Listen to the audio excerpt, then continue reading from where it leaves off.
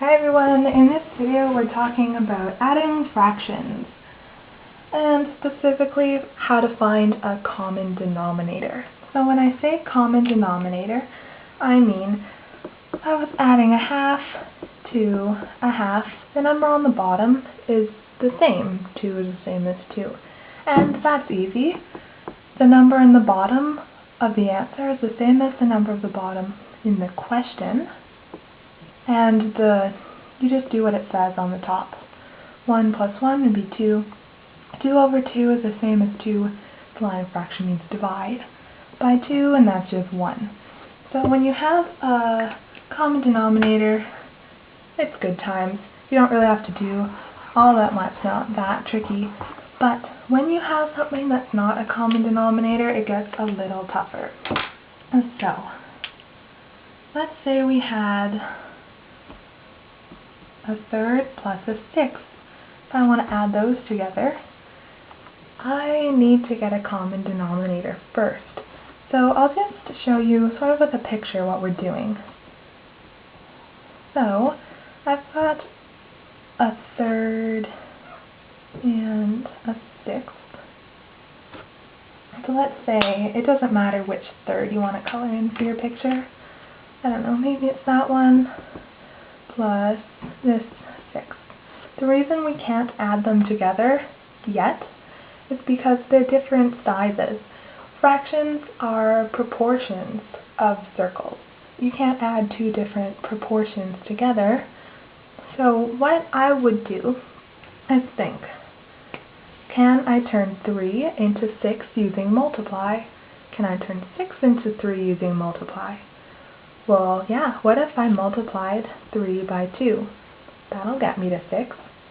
What you do to the bottom, you need to do to the top so that you don't change the question. So 1 times 3, 1 over 3, when you multiply top and bottom by 2, you'll get 2 times 1 on the top will be 2, over 2 times 3 on the bottom will be 6, plus 1 sixth. And they have the same number on the bottom. You keep it, and then the top, just do what it says.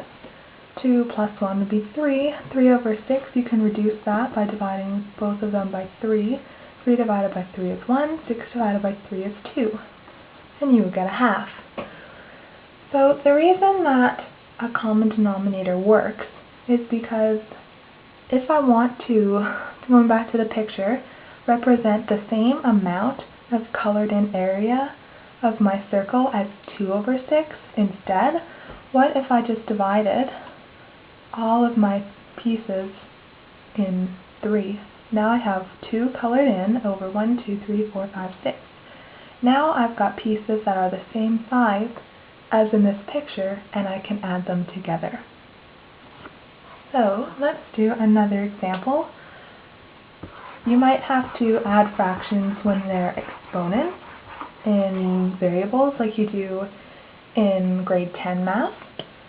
You might have to add them together when they're not exponents, when you're doing the equation of a line, changing it into point slope form from y equals mx plus b, or the other way around. Something like that. It's really a useful skill to have.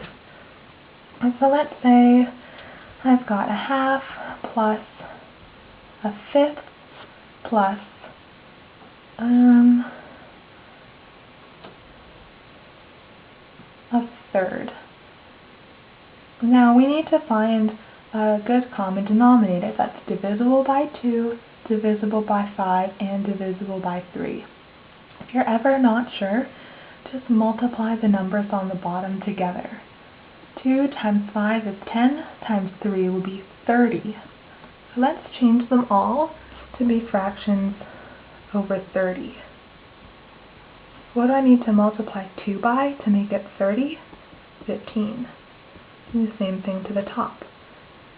15 over 30, 6 times 5 would be 30. So 6 times 1 would be 6. And isn't 6 just 2 times 3? Yeah. And then 3 times 10 times 10 isn't 10. 2 times 5 would be 10 on the top. And then I can add them together. 15 plus 6 would be 21 plus 10